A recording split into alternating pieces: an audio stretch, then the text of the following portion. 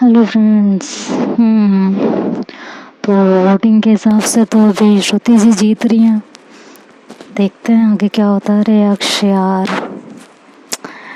क्या कर सकती हूँ। देखो, मैंने अपनी तरफ से कह दिया था कि भाई मैं स्टोरी बंद कर दूंगी, लेकिन अब श्रुति जी का कॉल मेरे पास आया कि स्टोरी कंटिन्यू करनी है, तो भाई हम भी क्या ही कर सकते हैं। फिर वैसे भी बीवियों की आगे पति की तो कभी नहीं चली, ये तो इतिहास गवाह है।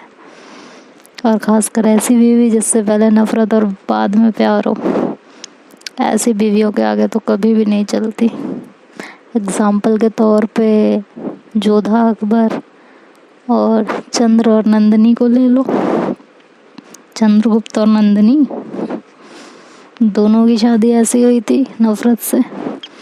बाद में मोहब्बत ने ऐसा आगाज किया कि उन दोनों की अपनी बीवियों के सामने नहीं चली। तो ये तो इतिहास गवाह है, तो कोई क्या कर सकता है।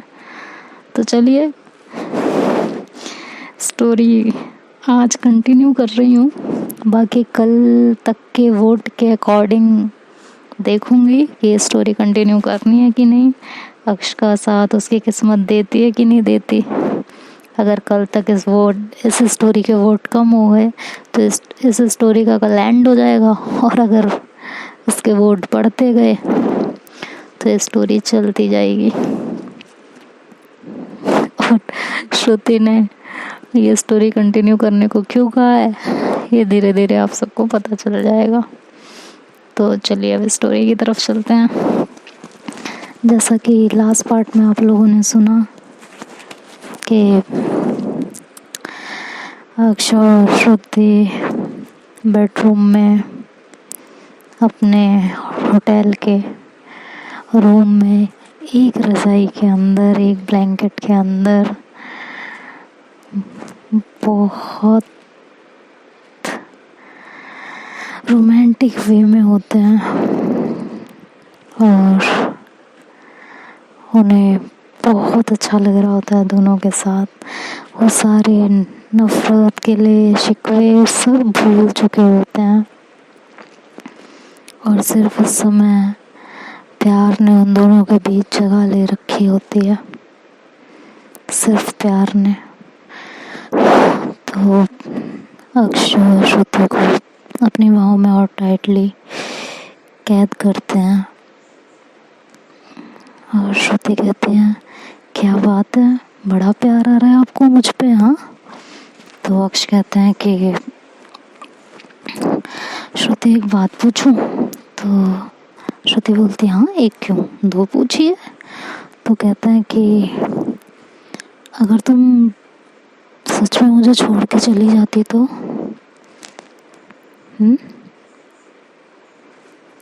तो क्या होता मेरा, बोलो ना। मुझे कभी छोड़ के तो नहीं जाओगी ना अब। तुम मुझे जिंदगी के उस मोड़ पे ले आई हो, अगर अब छोड़ के गई ना तो एक काम करना, इस जिस्म से रूह को भी निकाल ले जाना। श्रुति उनके होठों पे अपने हाथ रखती और कहती है, तेरे संग प्यार में नहीं तोड़ना, तेरे संग प्यार में नहीं तोड़ना, चाहे तेरे पीछे जग पड़े छोड़ना, तेरे संग प्यार में नहीं छोड़ना। तो अक्ष शांत रहते हैं। श्रुति कहती है कि समझ आया कुछ।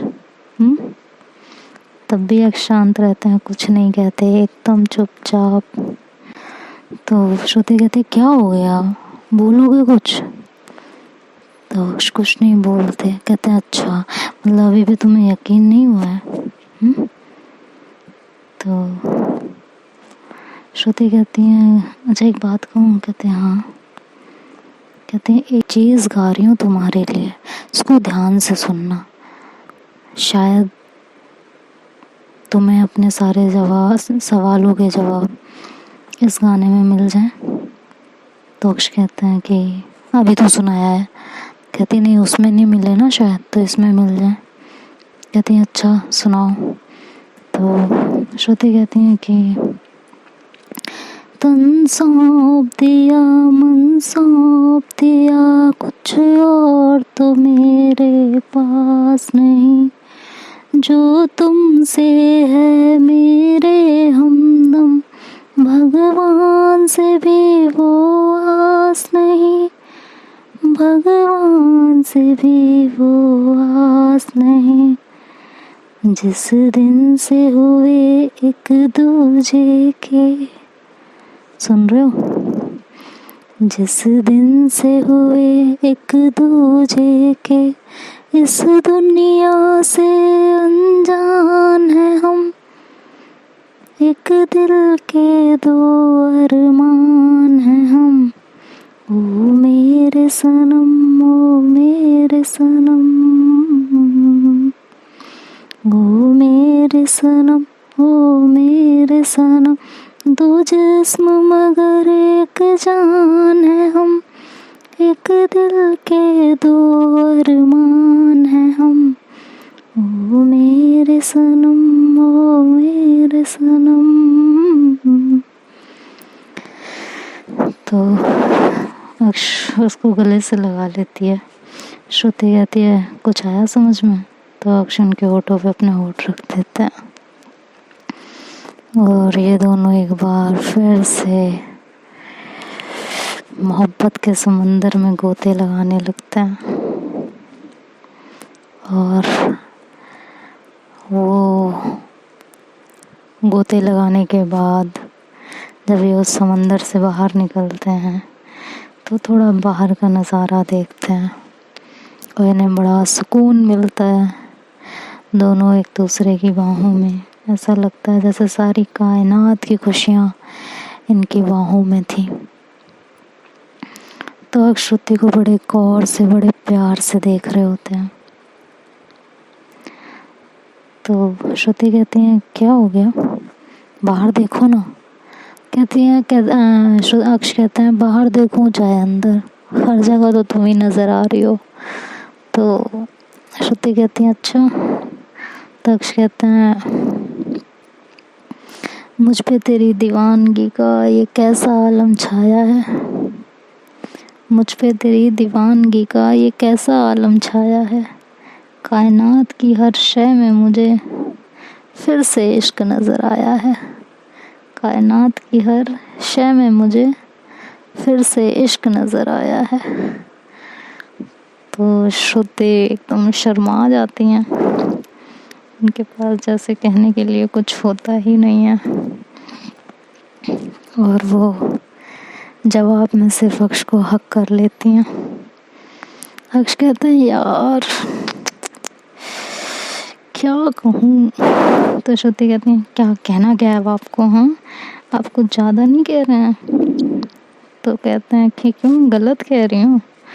तो कहते क्या है। तो कहता है क्यों हो तुम शर्माई हुई सी, लगती हो कुछ घबराई हुई सी, हाँ क्यों हो तुम शर्माई हुई सी, लगती हो कुछ घबराई हुई सी, है ढलका हुआ सा चल क्यों है, ये मेरे दिल में हलचल क्यों है, मेरे सवालों का जवाब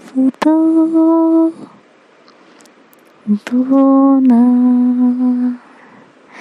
मेरे रंग में रंगने वाली परी हो या हो, परियों की रानी या हो मेरी प्रेम कहानी,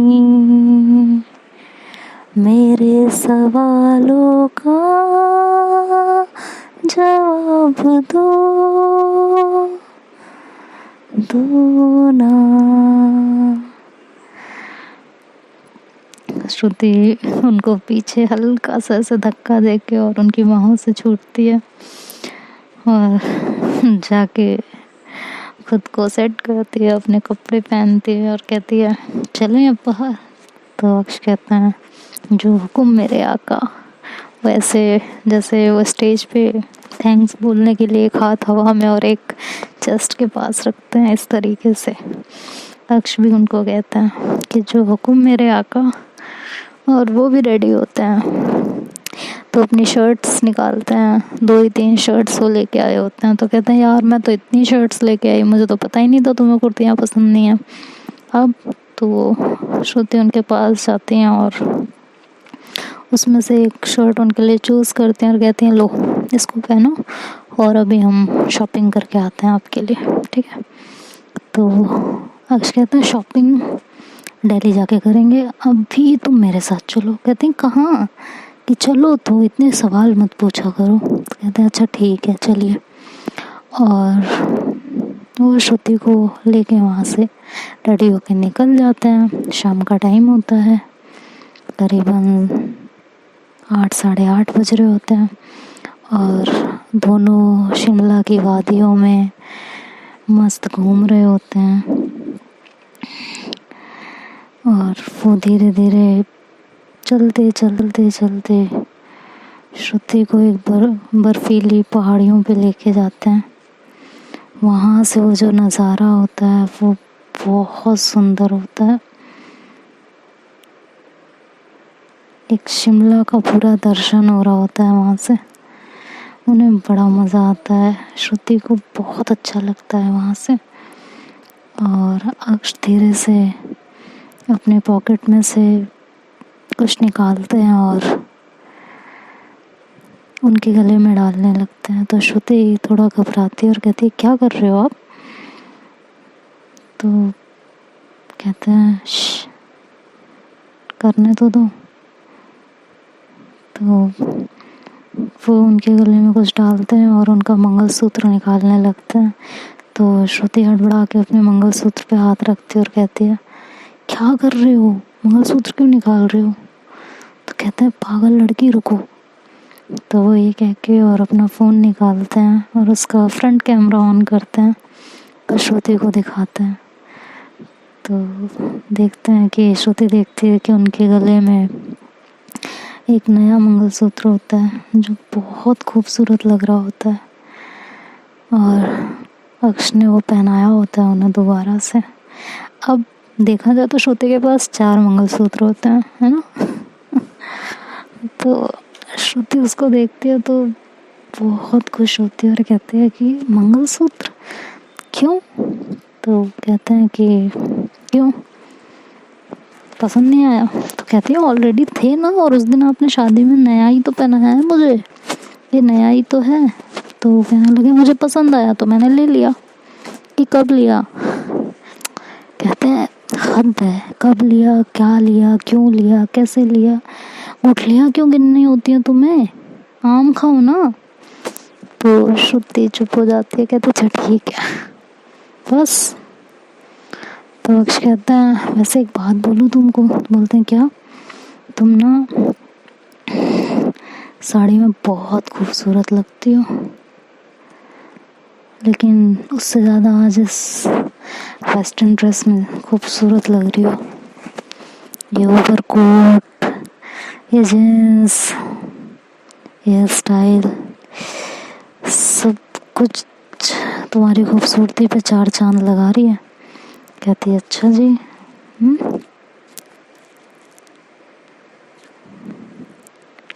कहते हैं और क्या?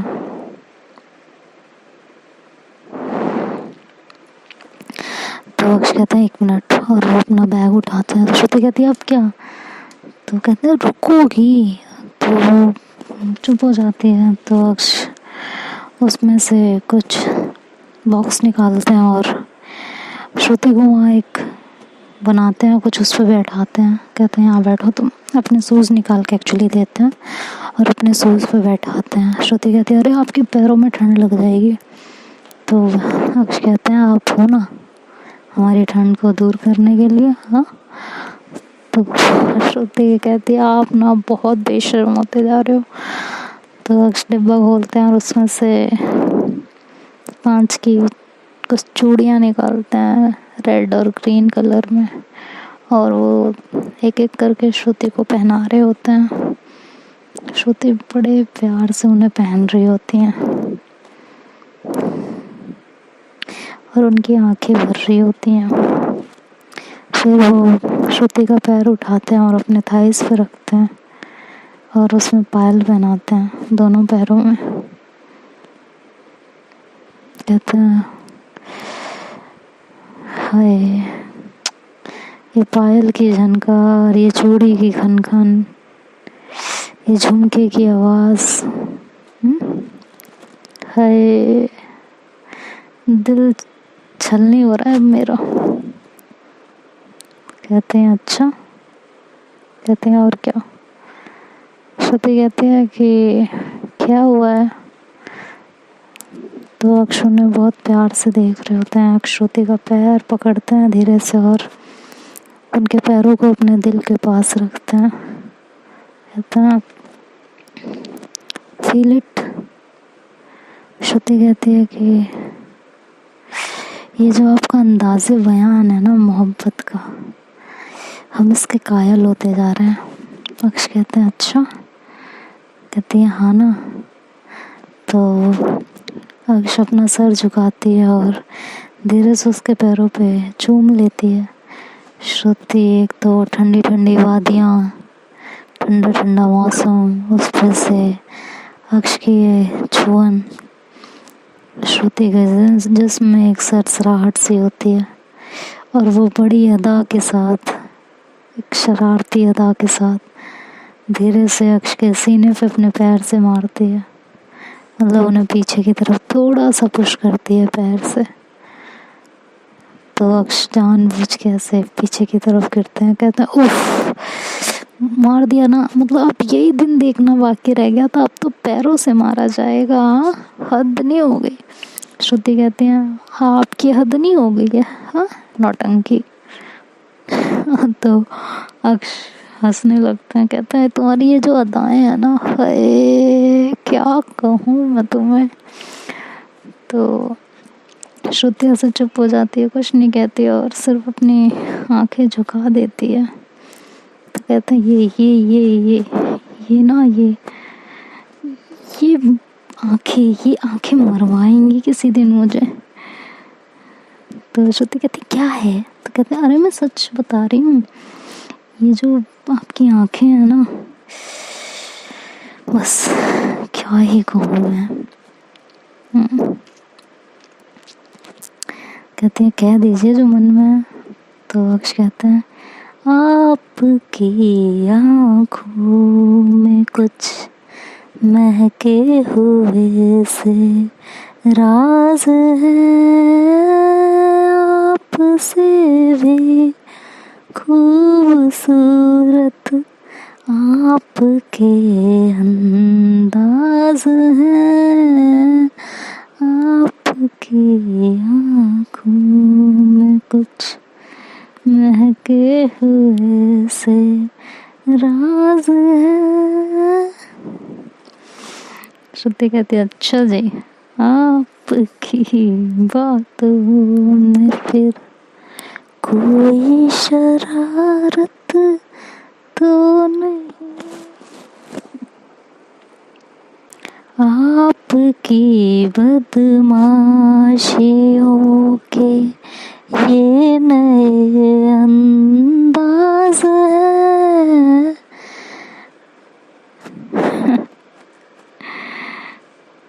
तो कहती हैं हाँ ज़रूर, बदमाशी मेरी। हाँ अपने अदाओं पे खुद गौर कीजिए, हम अर्ज़ करेंगे तो शरारत होगी। हाँ तो कहती है कि हाँ ज़रूर। आप वैसे एक बात बताऊँ, आप ना दिन ब दिन सच में बहुत बदमाश होते जा रहे हो। तो अक्ष कहते हैं क्या करें भाई, दिल के हाथों मजबूर होते जा रहे हैं।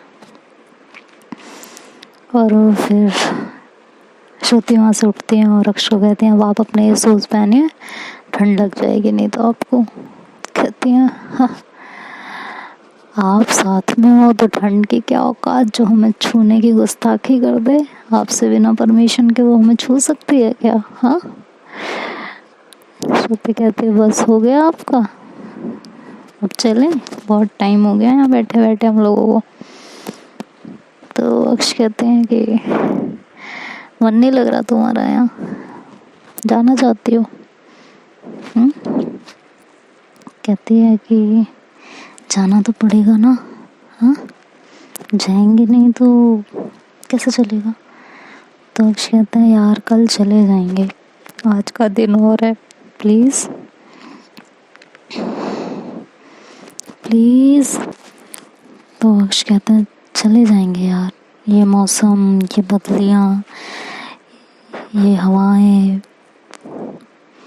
ये नज़ारा, इस नज़ारे में सबसे खूबसूरत तुम फिर देखने को दोबारा नहीं मिलोगे ना, थोड़ी तो तसल्ली रखो जान, चले जाएंगे यार। तो श्रुति कहती है कि चलिए ना, ठंड लग जाएगी यार। कहते हैं हद करती हो, इधर आओ। और ये कह के वो उनको पीछे से हक करते हैं और एक जगह थोड़ी सी आग जल रही होती है, वहाँ उनको लेके जाते हैं और थोड़ी देर वहीं पास में बैठे होते हैं। श्रुति ने अपना सर उनके शोल्डर पे टिकाया हुआ होता है, अक्ष के हाथ उनकी कमर में होते हैं, दोनों के पैर एक दूसरे के पैरों से खेल रहे होते हैं। बहुत ही सुंदर नज़ारे को अपनी आँखों में, अपनी सांसों में उतार रहे होते हैं। अक्ष कहते हैं कल सुबह की पहली फ्लाइट और हम दोनों दोबारा वहीं, आज ये रात खुल के जी लें। तो श्रुति कुछ नहीं बोलती और बस वो एक हल्की सी किस उनके नेक पे कर देती है और उनकी बाहों में सिमट जाती है।